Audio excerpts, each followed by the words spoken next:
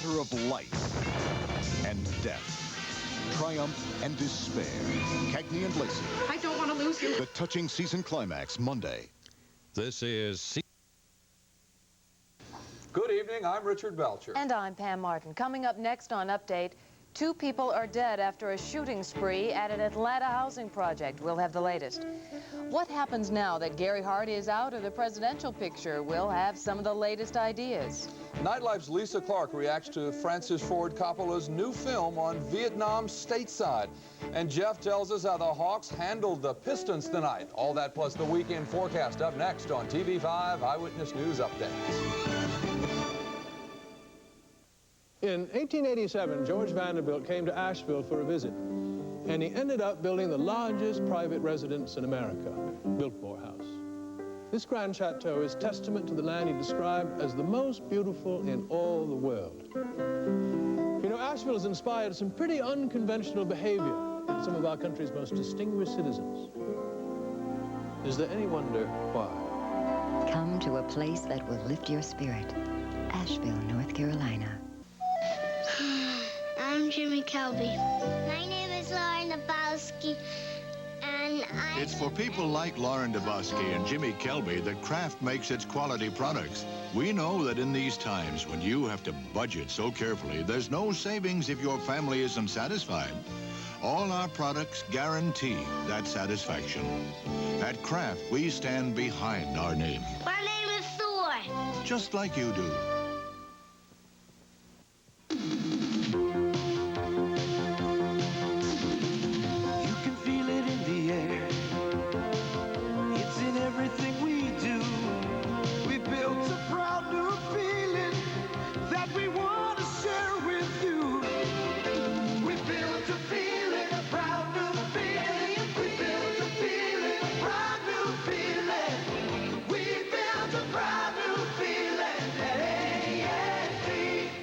Mystery with Mrs. Columbo, tonight at midnight.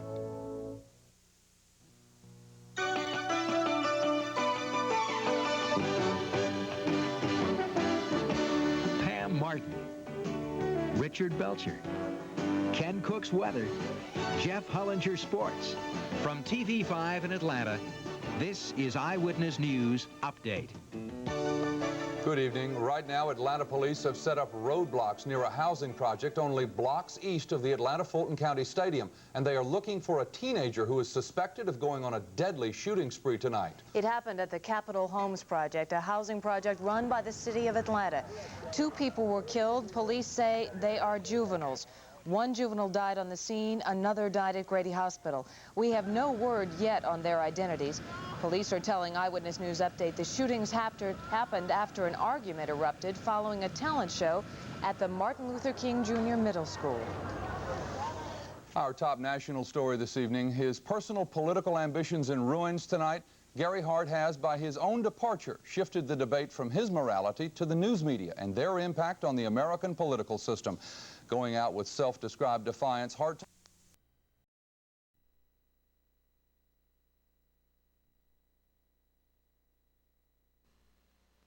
If Lieutenant Colonel Oliver North began the week by capturing the hearts of many Americans, he may have ended it by alarming some of the congressmen who were probing the Iran-Contra affair. North testified in detail today about a plan developed by the late CIA Director William Casey, which would have created, in effect, a mini-secret CIA.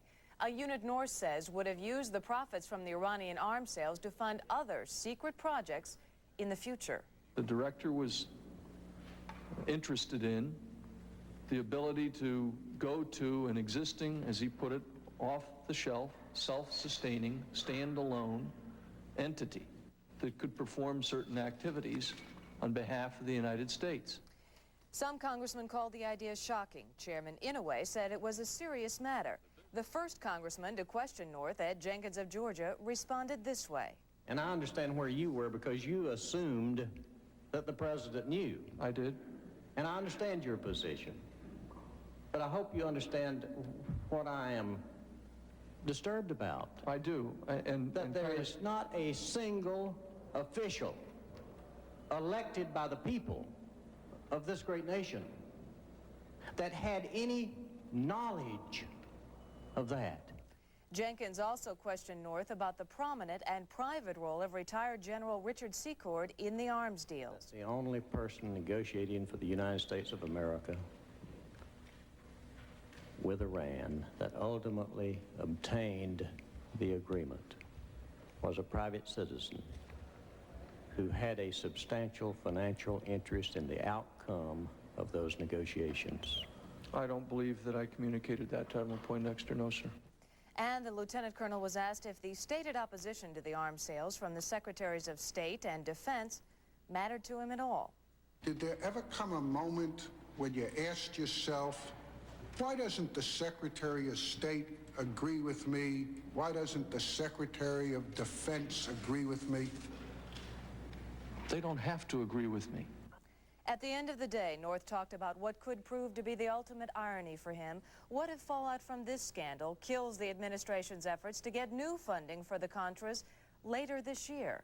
For the love of God and the love of this nation, don't hang around Ollie North's neck the cutoff of funds to the Nicaraguan resistance again.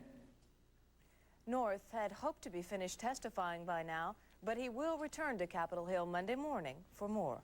Pam, whatever their evaluation of Colonel North's conduct, the members of the Iran-Contra Committee ended the week with a clear understanding that they'd been face-to-face with a Marine who has become, at least for the moment, a political phenomenon. Capitol Hill has been flooded with pro-Oliver North telegrams, telephone calls, and demonstrators. And the colonel's popularity is borne out in the latest CBS News New York Times poll, which finds that 62% of its respondents believe North is telling the truth.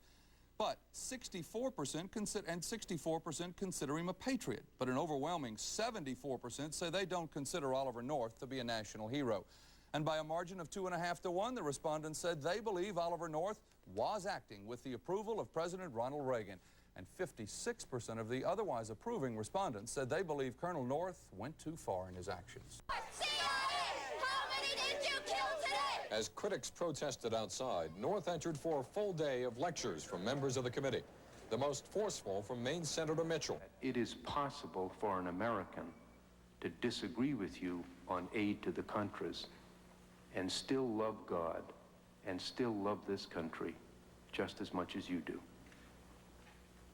Although he's regularly asked to do so, God does not take sides in American politics. Others joined in, some in North's favor. You are a dangerous person, and the reason you are is you personify the old morality, loyalty, fidelity, honor, and worst of all, obedience. I don't think any individual in the uniform of the military services of the United States should ever again be put in the position that you were put in. I don't want you prosecuted.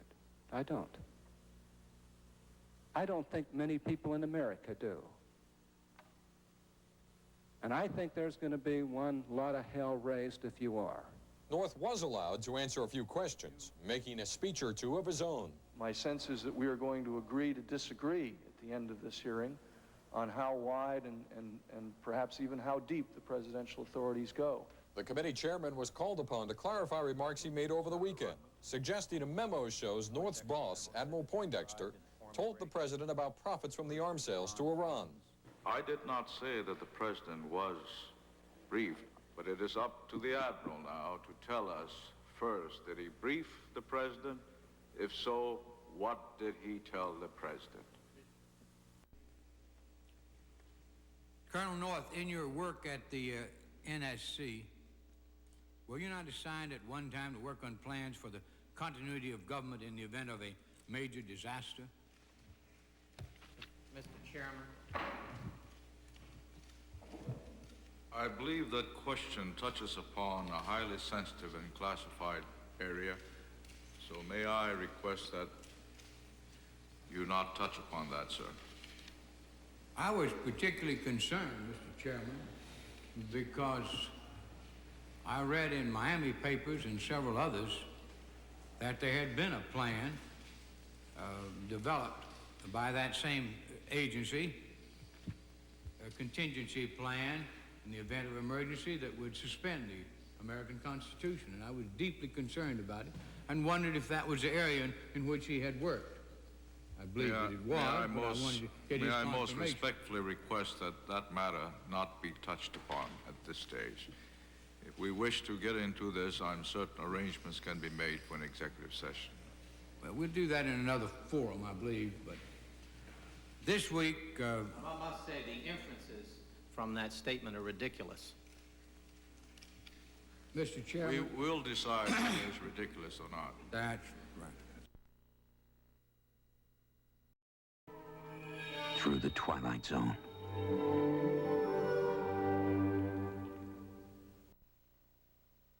It has got to be rock and roll music if you want to dance with me. In 2 weeks in the Twilight Zone. Who are you, mister? I don't want nothing to do with you. Well, you can turn your back on me, Elvis, but you can't turn your back on your destiny. You're a devil, ain't you? You said you were dead, and you just come back to tempt me. I get these terrible dreams. You won't leave me alone. You're the king. You're the only king.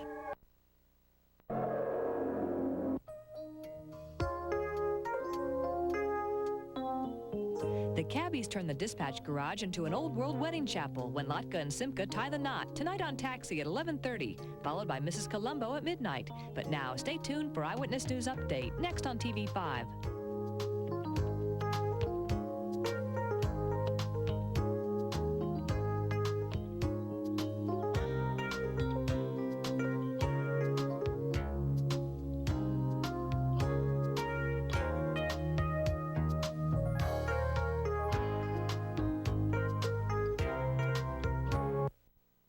This is CBS. Only 2 actors in this particular show, but they managed to play the whole town of Greater Tuna, Texas. Our nightlife reporter Lisa Clark says you have got to see it to believe it. Take a good look at Joe Sears and Jason Williams without makeup and costume. Now look again at the pair in action in the hit off-Broadway play Greater Tuna.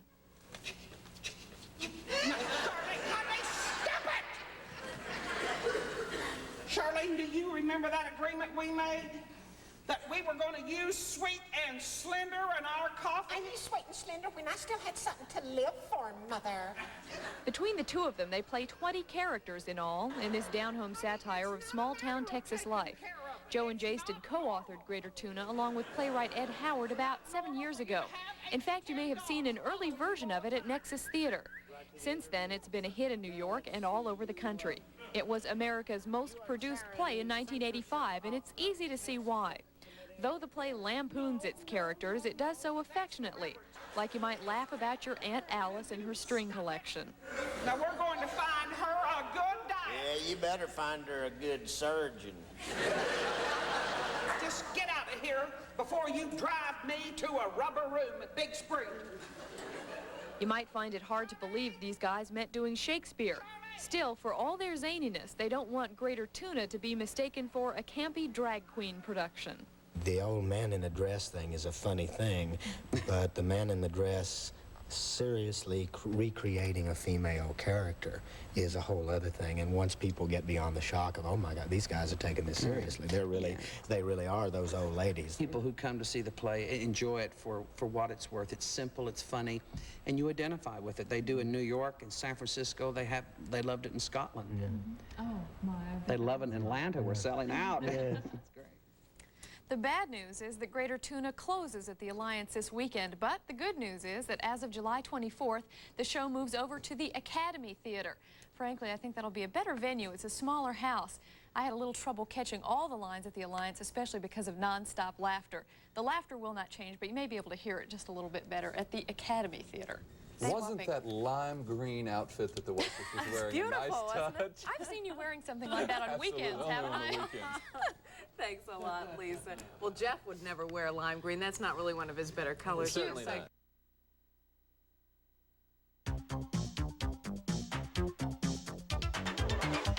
Hey, neighbor, don't miss the hit comedy Greater Tuna. Come on in and take a peek at our cast of 2. Howdy.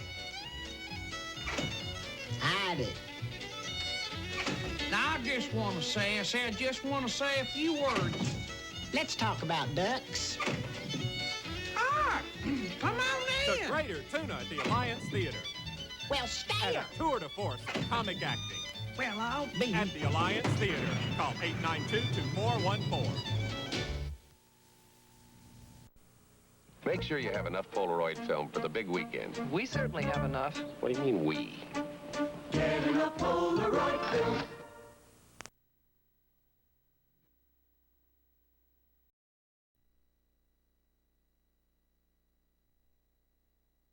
One critic of the U.S. policy in the Persian Gulf says today's attack is part of the widening gulf between the military and its civilian managers. Retired Rear Admiral Jean LaRocque says the Navy has been placed in the Persian Gulf for political reasons and has not been given a clear goal. LaRocque, the director of the Washington-based Center for Defense Information, says the Reagan administration is all too often putting the military into difficult situations, then backing away. We had the press briefing today from the chairman of the Joint Chiefs of Staff. My question is, where's Frank Carlucci? Where's the Secretary of Defense? Where's the president on this issue in terms of talking to the American public? Frank Carlucci. Georgia Senator Sam Nunn, chairman of the Senate Armed Services Committee, calls the incident a tragedy, but adds American military forces must always have the right to defend themselves. And preliminary information indicates the on-scene commander believed his forces were in imminent danger. Nunn says he'll reserve judgment on the incident until he gets more information. The Armed Services Committee will be briefed on the shooting when the holiday recess ends on Wednesday. Joining us now is Representative Buddy Darden from Georgia's 7th Congressional District. Representative Darden holds the seat once held by Larry McDonald. We have talked to you many times about the U.S. policy in the Persian Gulf. Congressman, you have been an ardent supporter of the administration in the past. Does this incident change your views in any way? Well, Ken, quite frankly, none of us had great reservations when we went into the Gulf. But once we made the decision to go into the Gulf, and once we committed U.S. troops and United States ships, we have no choice except to see that they're adequately protected. And after the United States Stark incident, which took place back in May of 1987, we have given the ship's commanders more flexibility, and our rules of engagement now are more favorable toward our own ships. So what happened today, as regrettable as it is, was not a totally unforeseen circumstance that did in fact occur. And as regrettable as the incident happens to be, I think our ship's commander, under the circumstances, probably was justified in taking the action that he did. We have heard that the Pentagon will be briefing members of Congress. Will you be briefed soon on this? Yes, we should be briefed either tomorrow or when we get through with the recess that we are currently on. Well, no more specific facts, but I think it's very significant already that the Pentagon is taking the position this is a military matter. You've probably noticed that the President and the Secretary of Defense are not, and the Secretary of the Navy are not responding. All of the responses so far have been by the military, and specifically the Chairman of the Joint Chiefs of Staff. So I think the government wants to treat this as a military matter and not as a political matter. Do you see this escalating beyond this incident? The embassies around the world have already been warned against possible terrorist attack. No, I don't, because Iran is in very much of a difficult situation because it appears to be losing ground in its war with Iraq right now. And at the same time, we're over there in the Persian Gulf, due in part because at the request of so many of our European allies and also West Germany and Japan to keep those sea lanes open. So I think we're there because not only of our own interest, but because of our European and our other international allies. After an incident of this nature, does U.S. military interest in the area more or less stay low in profile? I mean, does shipping continue? Do we continue to escort ships, or should we, at the moment at least, stay away from the area?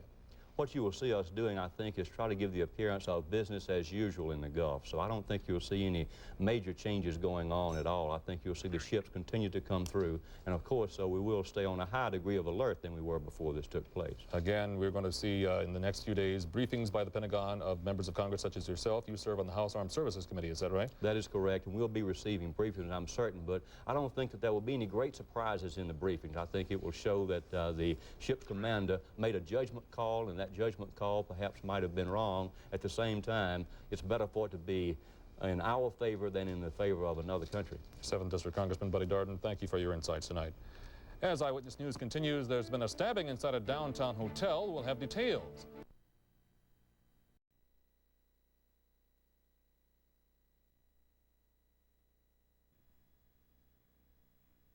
Billy Carter is dead at the age of 52. The former president's younger brother died this morning in Plains. Billy Carter passed away in his sleep this morning at his home on Church Street, finally succumbing to a battle with cancer. He had been in the hospital in Columbus, and Thursday he asked to come home. He didn't say so at the time, but I'm sure he felt like the end was coming, and he wanted to be at home when it happened. A steady stream of family and friends dropped by the home today to pay their respects, including President Carter and his wife, Rosalind.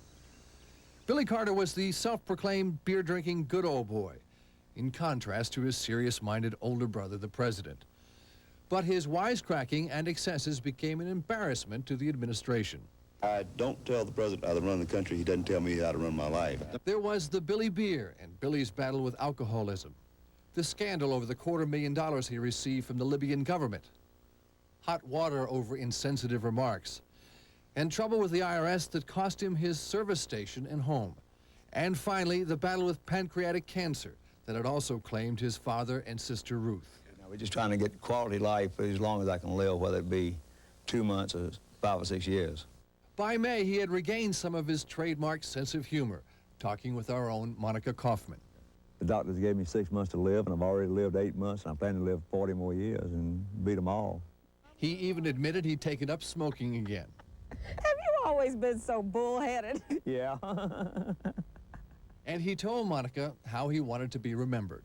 It's Billy Carter, a good father, a good husband, and a good man. A graveside funeral service will be held for Billy Carter tomorrow afternoon in Plains at 4 p.m. Family and friends who called on the Billy Carter residence today included former President Jimmy Carter, who lives next door. Billy's death this morning at 7:30 at home did not come unexpectedly, especially to Billy himself. He had been in the hospital in Columbus, and Thursday he asked to come home. He didn't say so at the time, but I'm sure he felt like the end was coming, and he wanted to be at home when it happened. 51-year-old Billy Carter had been undergoing experimental treatment for cancer of the pancreas. In a recent interview, he professed to feel good and confounded doctors who 10 months earlier had given him only 2 months to live. When they got through at the National Cancer Institute running a test, he said I was the healthiest cancer patient he ever saw. He said, oh, I had 2 things wrong with me. I had bad knees and I had cancer. But as far as everything else went, I was in perfect shape. Plains, Georgia was quiet this Sunday morning. Still, there were tourists who came to see the place a peanut farmer made famous. But they also stopped to take a picture of the gas station Billy used to own. President Carter never asked his brother to take a position in his government. Billy Carter never played much of a role in his brother's political life at all. But Billy Carter helped put Plains, Georgia on the map just the same. People found they could like Billy Carter and overlook his mistakes because he seemed to be true to himself. He said what he wanted to say, and that's what I liked. Jim Kazurski, TV5 Eyewitness News, Plains. And now TV5's Paul Shields reports on the life and times of Billy Carter.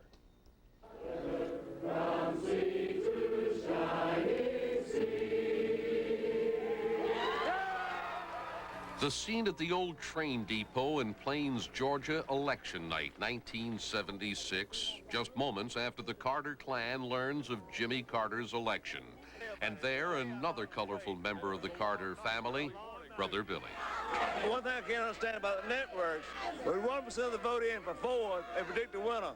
When 93% in and Jimmy ahead, they can't predict one. They made it stay up for a long time. President. Through the course of the campaign, Billy had become known as a character in his own right. A beer-drinking, carefree, good old boy who seemed content to run a service station while his brother prepared to run the nation. But there was another side to Billy. In the 6 years that he managed the family peanut business while Jimmy was governor and on the trail to the White House, the firm reported an annual gross income of $5 million a year. During his brother's White House years, it was learned that Billy had become involved with the Libyan government of Muammar Gaddafi. Later, Billy was hospitalized for alcoholism. So Billy's bouts with the bottle, his flirtations with the Libyan government, obscured his business ability.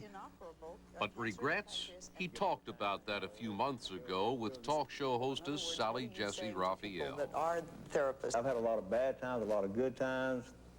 I think they made it average times. You know, I think it's averaged out. I'm not proud of a lot of things I did, and I am proud of some of the things I did. But if somebody said, if you had to do it all over again, what would you do? I said, I wouldn't want to do it all over again because I'd probably screw it up worse the second time.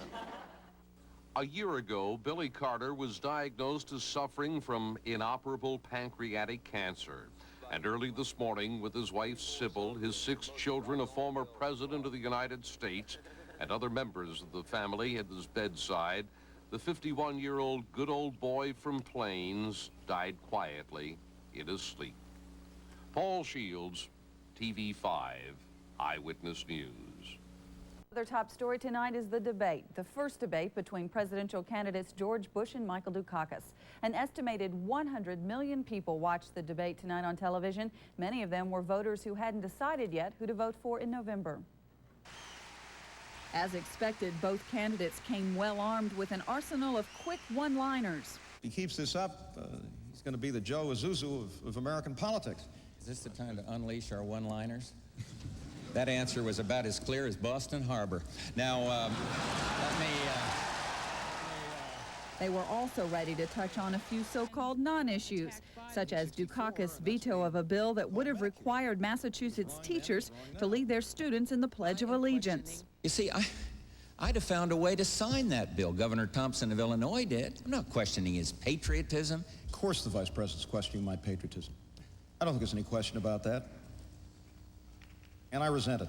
But most of the debate concentrated on other issues. And during the entire 90 minutes, a few specific themes kept popping up. For instance, Dukakis' recent proposal for mandated health insurance. Even when the questions were about the deficit or the inner cities, the rhetoric turned back to health insurance. And I think it's time that when you got a job in this country, it came with health insurance. That's the way we're going to provide basic health security for all of the citizens of this country of ours. The fact that I don't think the federal government can endorse a $35 billion program does not mean I have less compassion than the person who endorses such a program. The vice president's experience and his role in the Reagan White House were also repeated themes. Vice President has a long resume, but it didn't stop him from endorsing the sale of arms to the Ayatollah. I'll make a deal with you. I will take all the blame for those two incidents if you give me half the credit for all the good things that have happened in world peace since Ronald Reagan and I took over from the Carter administration. I think we've seen a deterioration of values.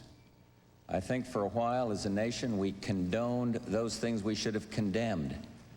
For a while, as I recall, it even seems to me that there was talk of legalizing or decriminalizing marijuana and other drugs. And I think that's all wrong. So we've seen a deterioration in values. And one of the things that I think we should do about it in terms of cause is to instill values into the young people in our schools. We got into this feeling that value-free education was the thing. And I don't believe that at all. I do believe there are fundamental rights and wrongs as far as use. And of course, as far as how we make it better, yes, we can do better on interdiction, but we've got to do a lot better on education, and we have to be tougher on those who commit crimes.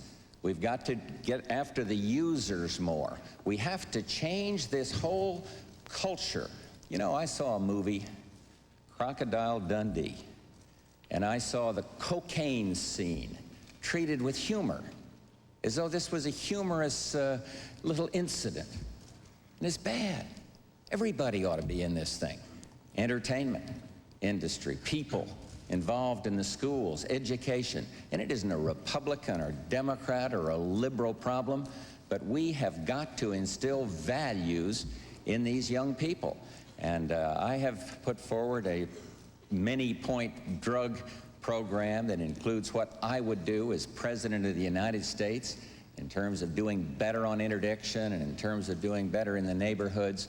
But I think we're all in this together. And my plea to the American people is values in the schools. Governor, you have 1 minute to respond. I agree with Mr. Bush that values are important. But it's important that our leaders demonstrate those values from the top. That means those of us who are elected to positions of political leadership have to reflect those values ourselves. Here we are with a government that's been dealing with a drug-running Panamanian dictator. We've been dealing with him. He's been dealing drugs to our kids, and governors like me and others have been trying to deal with the consequences. I remember being in a high school in my own state as we were organizing something we call the Governor's Alliance Against Drugs, and a young 16-year-old girl coming up to me, desperate, addicted, dependent, saying, "Governor, I need help." We're providing that young woman with help. But I want to be a president of the United States who makes sure that we never again do business with a drug-running Panamanian dictator, that we never again funnel aid to the Contras who convicted drug dealers. Values begin at the top, in the White House. Those are the values I want to bring to the presidency and to the White House beginning in January of 1989. The day my opponent was given a briefing by the CIA, I asked for and received the same briefing. I am very careful in public life about dealing with classified information, and what I'm about to say is unclassified.